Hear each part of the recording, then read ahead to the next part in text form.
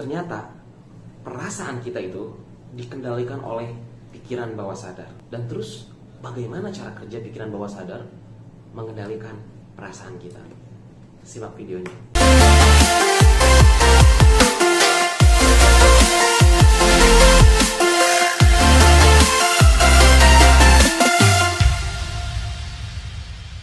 Jadi pada abad ke-18 ada orang namanya adalah James Braid. Jadi James Braid ini adalah orang yang pertama kali menyadari tentang kondisi pikiran bawah sadar.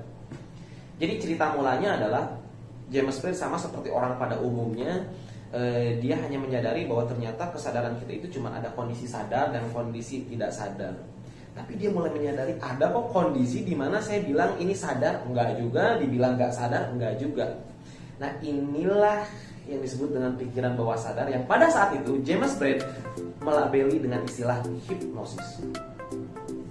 Dan mulailah melakukan sebuah penelitian tentang pikiran bawah sadar itu. Menariknya adalah bahwa ternyata perasaan adalah salah satu yang dikendalikan oleh pikiran bawah sadar. Makanya ada orang yang, kok saya susah ya mengendalikan perasaan saya gitu kan terhadap seseorang atau terhadap sesuatu. Ya karena Anda mengubah perasaan Anda itu menggunakan pikiran sadar.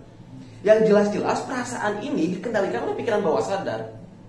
Tapi Anda mencoba untuk mengendalikan perasaan Anda ini menggunakan pikiran sadar, sehingga ya Anda mengalami kesulitan untuk mengubah perasaan Anda itu.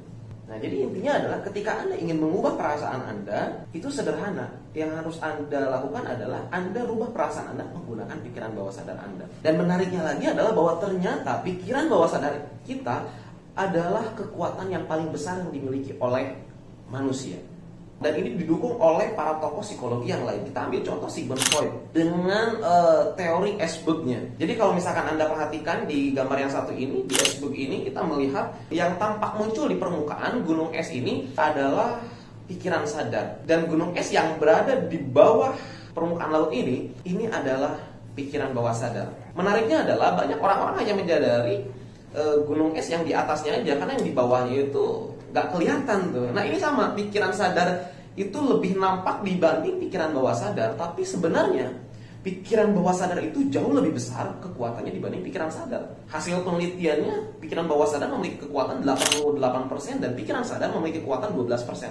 Artinya ketika kita coba fightingkan antara pikiran sadar dengan bawah sadar, itu ketika kita fightingkan yang menang akan selalu pikiran bawah sadar. Kenapa? Karena pikiran bawah sadar memiliki kekuatan yang jauh lebih besar dibanding pikiran sadar. Misalnya kita ambil contoh, ada orang yang takut terhadap kecoa. Apa respon orang ketika melihat kecoa? Tentu dia akan lari, dia akan kabur, dia akan menangis misalkan, dan lain sebagainya. Upaya dia menghindar dari kecoa itu. Padahal kalau kita gunakan pikiran sadar kita, gunakan logika kita, sebetulnya kecoa itu kecil, kita injek juga mati. Tapi karena kecoa itu sudah tertanam di pikiran bawah sadar, sehingga ini menjadi kendalinya pikiran bawah sadar, sehingga yang terjadi adalah keputusan akhir kita untuk menghindar dari kecoa itu. Dan artinya adalah pikiran sadar pun menjadi kalah nih oleh pikiran bawah sadar. Karena pikiran bawah sadar akan selalu menang ketika melawan pikiran sadar. Lantas bagaimana cara kita menggunakan pikiran bawah sadar kita untuk mengubah perasaan kita? Lantas komunikasi pikiran bawah sadar kita itu seperti apa? Nah, makanya ketika Anda ingin mengubah perasaan Anda, yang harus Anda lakukan adalah Anda harus membuat sebuah alasan yang kuat kenapa perasaan itu harus muncul. Atau misalkan kenapa Anda punya sebuah keinginan, semua tujuan yang harus tercapai, kenapa ini harus muncul. Dan buatlah alasan ini dalam bentuk narasi. Narasi yang jelas, narasi yang detail, narasi yang melibatkan seluruh indrawi, sehingga akan melahirkan sebuah sensasi. Dan semakin sensasi ini kuat, maka ini akan memperkuat intensitas perasaan Anda. Dan intinya adalah rubahlah perasaan Anda dengan sebuah narasi yang berisikan sebuah alasan kenapa Anda harus memiliki perasaan tersebut. Itu poinnya. Terima kasih. We'll be right back.